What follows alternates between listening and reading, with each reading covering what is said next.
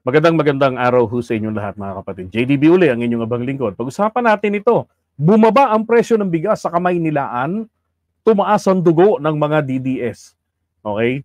Na high blood po sila dito sa balitang 'yan. So, ayon nga po dun sa sa balita, teka hanapin natin 'yun ah. Report ito ng ng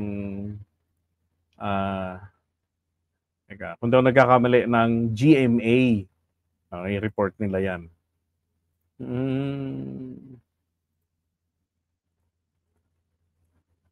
Ano ba yan? Nawala. Okay, tanda ko pa naman yung report na yan. So, ang mangyari po dyan sa mga presyo ng mga bigas na yan ay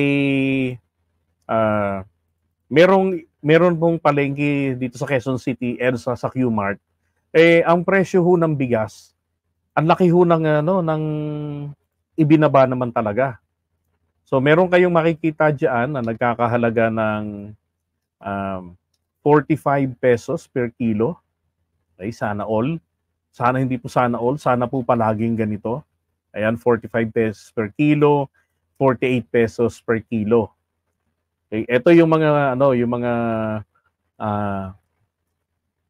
well-milled rice, yung mga ganon, special rice, mga ganyan.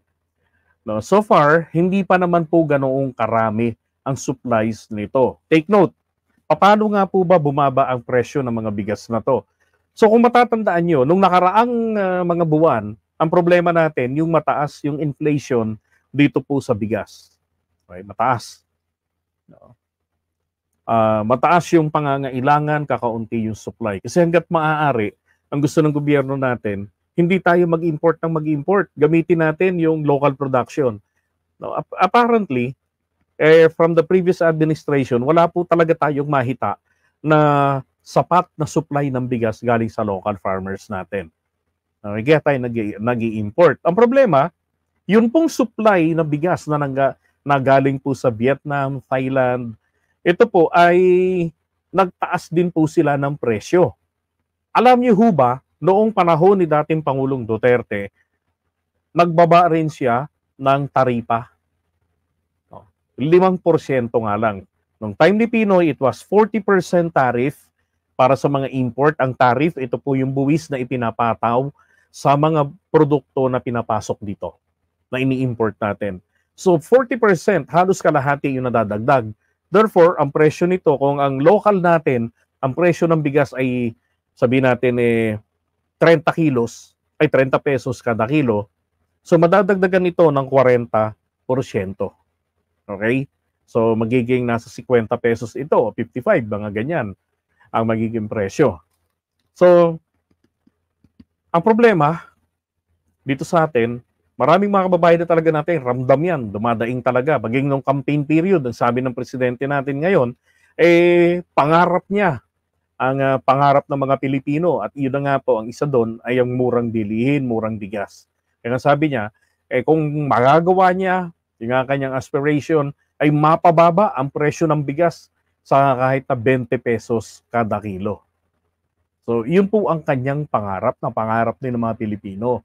Okay, hindi po niya pangako, pero hindi niya pinangako, ginagawa niya ng paraan. At ang isa sa pinakamagandang paraan na gawa ng Pangulo, dahil ang nagpapamahal ng presyo ng bigas natin ay hindi po ang inflation. Ang nagpapamahal po ng presyo ng bigas natin, yun pong buwis, yung tariff na ipinapataw. Ang purpose po ng tariff ay para maging proteksyon ng local farmers natin o ng anumang industriya natin na napuproduce natin sa Pilipinas, tapos makakalaban nila yung mga imported na sobrang mura.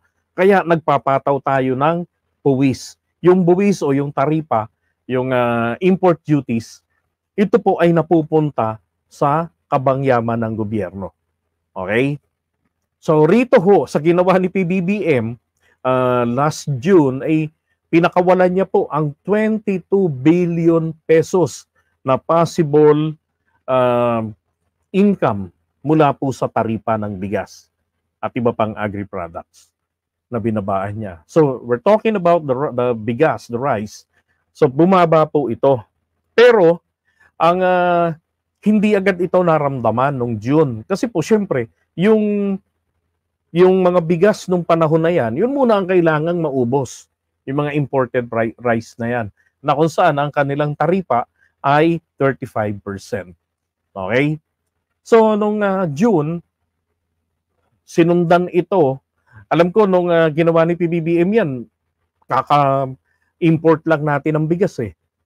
So, kinailangan ngayon, nung magawa niya na yan, nag-import tayo ng panibago, kaya po ang nangyari ay mga buwan banda sana ito ng sabi nga ay July, pero impossible po talaga ng July. Kung June lang naman binabaan niya ng 15% ang taripa, so 25% na lang. Sa mga August sana or September, mararamdaman na to. At ngayon nga hong September, pagpasok ng September pa lang ng September 1, nandiyan na mababa na yung presyo ng bigas. Kasi yan na po yung mga bigas na in-import pagkatapos niyang babaan ng 15% ang taripa from 35%. 40% ni Pinoy, binawasan ni Duterte ng 5%, tapos etong si PBBM naman ngayon, binawasan ng malaki 15%. So, automatically, 22 billion pesos ang na-let go, nakita ng bansa natin mula sa importation. Pero, makakagaang naman sa buhay ng mga kababayan natin. Di ba? Ng mga mahihirap tulad ng inyong ibang lingkod. Oh. Kaya po, nangyari ang merong 45 pesos, 48 pesos. Hindi ba dati yan ang hinihingi na sana kahit hindi man lang mag-20, sana bumalik man lang ng mga 45 pesos o kahit 30 pesos, ganun. Okay? So, naalala ko lang ngayon, oy, shoutout sa'yo, Laiteras Channel. No, sila yung mga nakasama natin kanina, sina Rocky sa Quadcom, saka si Gamer. Okay, sila Busilak, yun pong Iskonian vlogger. Oh. Ngayon, balikan natin ito. Naalala ko si Senator Amy Marcos, tumutol po siya rito, di ba? Ayaw niya tong ginawa na aksyon ni PBBM. Bakit?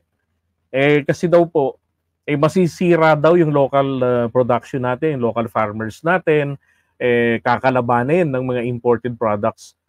Ano ang kakalabanin? Ano ang poprotektahan po ng taripa? Kung wala naman tayong sapat na produksyon, di ba? Kaya nga ho ang buyer ng mga magsasaka natin sa bigas, yung mga nagtatanim ng palay, ay mismong ang NFA ang buyer nila. Anong ginagawa ng NFA sa bigas na galing po sa mga local farmers natin? Ito po ang ginagamit nila sa mga relief operations. Okay?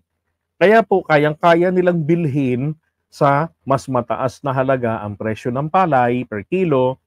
Diba? Kung tuyo na yung palay o hindi pag-aano, so maganda yung presyo nila, competitive, sabi ng mga magsasaka. So yung ganyan, ay makakapag-engganyo sa magsasaka na magtanim. Ang problema lang natin dito,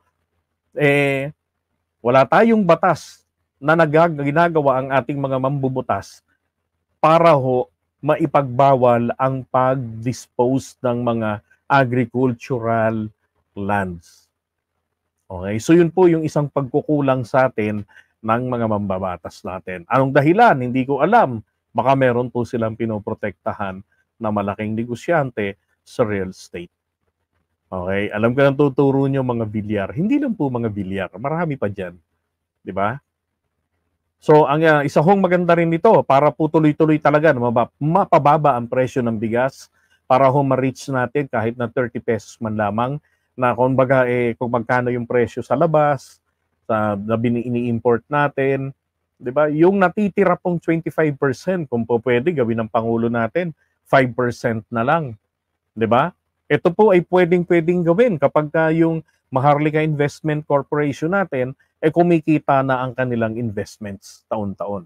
'Di ba? Kasi nga, yun ang purpose ng Maharlika makapagpabawas ng inuutang ng gobyerno na panggastos sa susunod na taon o sa taon-taon na operasyon ng buong gobyerno. Okay? So, ganun. Alright? And again, congratulations sa presidente natin sa aksyon na yan. Sana po pabahain ninyo, palakihin ninyo yung quota ng importation. Wag na ho tayo, alam ko wala ng quota. 'Di ba? Pero dapat po pabahain ninyo ang bigas sa Pilipinas. Diba? Total, ang mga magsasaka natin, wala akong kalaban. Ang NFA, ang buyer. Okay? So, ganito ho yan eh. Tignan nyo ha. So, ako kunwari, local farmer ako. Ayaw kong ibenta sa NFA ang mga palay ko kasi sabihin ko, ayoko nga sa inyo. Gusto ko sa gobyerno. Ay, gusto ko sa pamilihang bayan, sa palengke. Kasi mahal ang presyo ng bigas. 50 ang kada kilo. Ang puhunan ko rito, 22 pesos. Kunwari, ganun. O 19 pesos ang puhunan ko. Laki ng tutubuin ko. Kaya kung babaha po ang imported na bigas sa pamilihang bayan, sa palengke, at magiging presyo ng bigas, sabihin natin 20 pesos per kilo, tapos etong mga farmers natin, ang bili ng NFA sa kanila, kunwari 25 kada kilo, imbis magbenta yan sa palengke, itong mga magsasaka, di ba, magsapalaran, ibibenta na lang nila sa NFA. Mas mataas yung presyo. Dihama kumpara doon sa nasa public market. Diba? So, sana ganun yung gawin nila. Pabahain po nila yung mga imported na bigas dito. Para ho, yung inflation rate natin diyan sa bigas, kung saan naglalaro ito sa ganito, kapag marami ho ang nangangailangan ng supply ng bigas at konti ang supply, diba? So yung mga supplier, yung mga nagtitinda, tataasan ng presyo. Pero kung marami hong supply, maraming nag-i-import, nako, alam niyo ho sa mga nagninegosyo ng mga nasisirang mga produktong katulad niyan, kailangan nila maubos agad nila. Kailangan ma-dispose nila kaagad yung mga bigas nila or else baka mabukbok yan, baka amagin yan. Di ba? Kaya makikipag-compete yan ng pababaan ng presyo. To the point na wag naman silang malugi. Pero kikita, pero abot na abot kaya ho ng mga Pilipino yung presyo. Alright? So, ganun po. Okay.